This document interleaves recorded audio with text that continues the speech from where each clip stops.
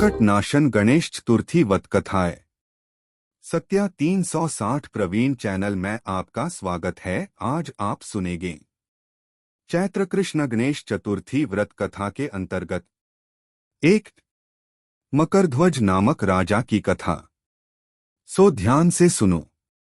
पार्वती जी ने पूछा कि हे गणेश जी, चैत्र कृष्ण चतुर्थी को गणेश जो की पूजा कैसे करनी चाहिए? इस दिन भोजन क्या करना चाहिए? चैत्र मास के गणपति देवता का क्या नाथ है? उनके पूजन आदि का क्या विधान है? सो आप मुझसे कहिए। गणेश जी ने कहा कि हे महादेवी, चैत्र कृष्ण चतुर्थी के दिन विकट नामक गणेश की पूजा करनी चाहिए। दिन भर व्रत रखकर रात्रि में षोडशोपचार से पूजन करना चाहिए। ब्राह्मण भोजन के अनंतर स्वयं व्रती को इस दिन पंचगव्य, गाय का गोबर, मूत्र, दूध, दही, घी पान करके रहना चाहिए। यह व्रत संकट नाशक है। इस दिन शुद्ध घी के साथ विजीरे नींबू का हवन करने से वांझ स्त्रियां भी पुत्रवती होती है। हे शैलपुत्री, इसका इतिहास बहुत विचित्र है। मैं उसे कह रहा हूं। इसके स्मरण मात्र से ही मनुष्य को सिद्धि मिलती है। प्राचीन काल में सतयुग में मकरध्वज नामक एक राजा हुए। वे प्रजा पालन के प्रेमी थे। उनके राज्य में कोई निर्धन नहीं था। चारों वर्ण अर्थात ब्राह्मण, क्षत्रिय, वैश्य, शूद्र अपने अपने धर्मों का पालन करते थे। प्रजाओं को चोर डाकू आदि का भय नहीं था। प्रजा स्वस्थ रहती थी। सभी लोग उदार, सुंदर, बुद्धिमान, दानी और धार्मिक थे। इतना सुंदर राज्य शासन होते हुए भी राजा को पुत्र की प्राप्ति नहीं हुई। तत्पश्चात महर्षि याज्ञवल्क्य की कृपा से उन्हें कालांतर में एक पुत्र की प्राप्ति हुई। राजा राज्य का भार अपने मंत्री धर्मपाल पर सौंपकर विविध प्रकार के खेल खिलौने से अपने राजकुमार का पालन पोषण करने लगे। राज्य शासन हाथ में आ जाने के कारण मंत्री धर्मपाल धनधान्य द्वारा समृद्ध हो गए। मंत्री महोदय को एक से एक बढ़कर 5 पुत्र प्राप्त हुए। मंत्री पुत्रों का धूमधाम के साथ विवाह हुआ और वे सब धन का उपभोग करने लगे। मंत्री के सबसे छोटे पुत्र की वहू अत्यंत धर्मप्राणी थी। चैत्र कृष्ण चतुर्थी आने पर उसने भक्तिपूर्वक गणेश जी की पूजा की। उसका पूजन और व्रत देखकर उसकी सास कहने लगी, अरे क्या तंत्र मंत्र द्वारा मेरे पुत्र को वश में करने का उपाय कर रही है?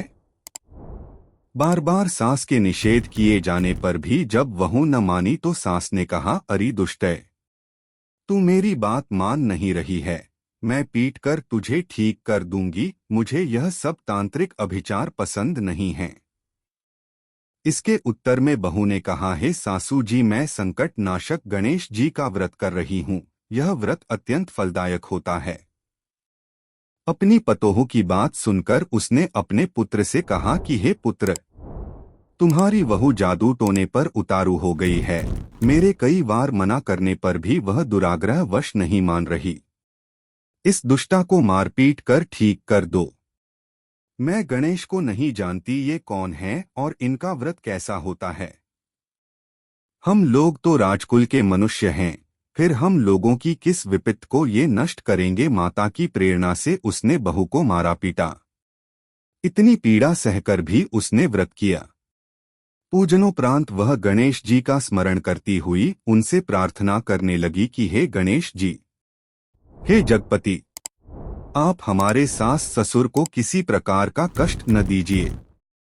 हे गणेश्वर, जिससे उनके मन में आपके प्रति भक्तिभाव जागृत हो। प्रभु विश्वात्मा गणेश जी ने सबके देखते ही देखते राजकुमार का अपहरण करके मंत्री धर्मपाल के महल में उसे छिपाकर रख दिया। बाद में उसके वस्त्र, आभूषण आदि उतार कर राजमहल में फेंक दिए और स्वयं अंतर्धान हो गए। इधर राजा ने अपने पुत्र को शीघ्रता से पुकारा, परंतु कोई प्रत्युत्तर न मिला।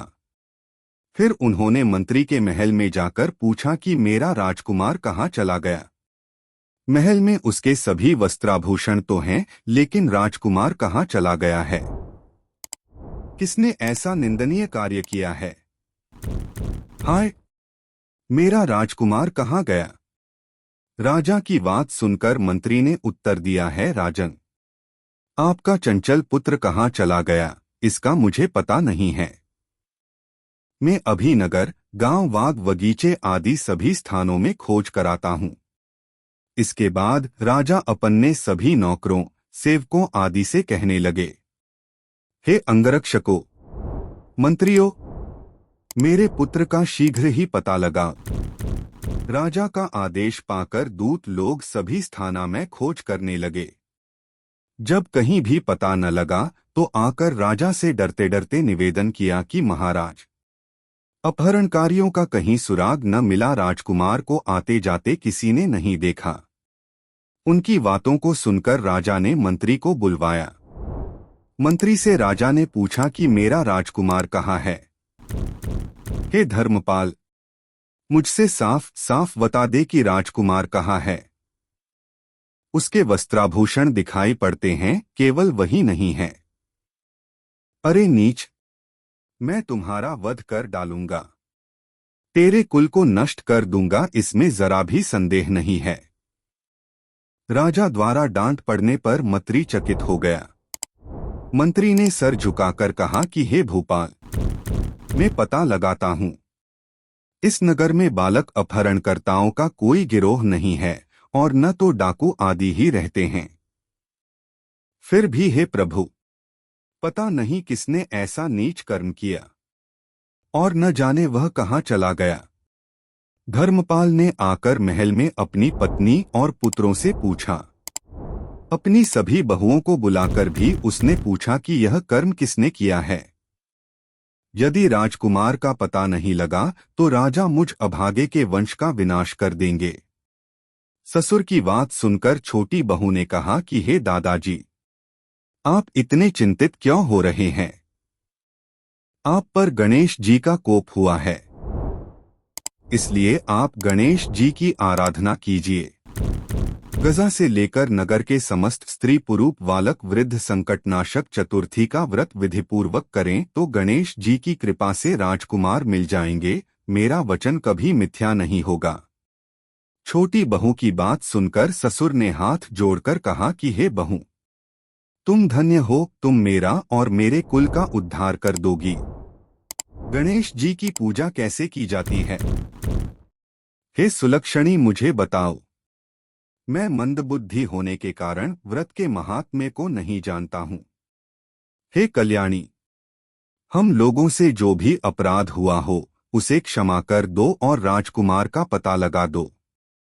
तब जब लोगों ने कष्टनाशक गणेश चतुर्थी का व्रत करना आरंभ किया, राजा सहित समस्त प्रजाजनों ने गणेश जी की प्रसन्नता के लिए व्रत किया। इससे गणेश जी प्रसन्न हो गए। सब लोगों के देखते ही देखते उन्होंने राजकुमार को प्रकट कर दिया।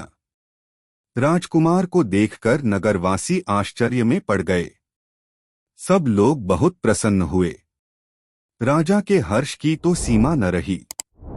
राजा कह उठे, गणेश जी धन्य हैं और साथ ही साथ मंत्री की कल्याणी पतोहू भी धन्य है, जिसकी कृपा से मेरा पुत्र यमराज के यहाँ जाकर भी लौट आया। आथ सब लोग इस संतानदायक व्रत को निरंतर विधिपूर्वक करते रहें। श्री कृष्ण ने कहा कि हे राजा युधिष्ठिर, त्रैलोक्य में इससे बढ़कर कोई दूसरा व्रत नहीं है। हे कुरुकुल दीपक, आप भी अपने लिए क्लेशों के शमनार्थ इस व्रत को अवश्य कीजिए।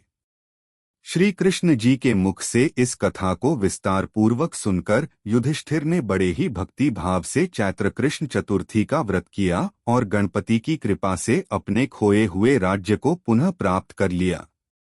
बोलो गणेश भगवान की जय। अथ गणेश चतुर्थी व्रत कथा संपूर्ण। जय श्री राधे।